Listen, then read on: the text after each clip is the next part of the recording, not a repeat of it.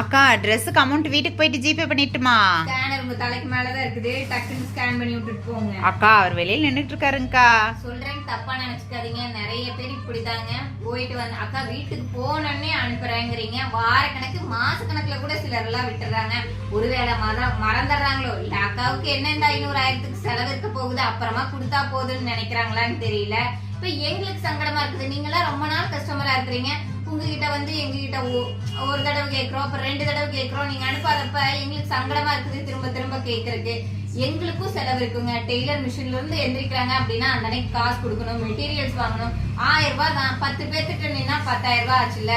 இந்த Google Pay இதெல்லாம் phone பே எல்லாம் வந்தது ஒரு நல்ல விஷயம் தான். ஆனா நீங்க இந்த மாதிரி எல்லாம் பண்ணும்போது எங்களுக்கு முதல் மாதிரியே அமௌண்ட் கையில வாங்கிட்டு இருந்தாலே நல்லா இருந்திருக்குமோ அப்படிங்கிற மாதிரி தோணுது.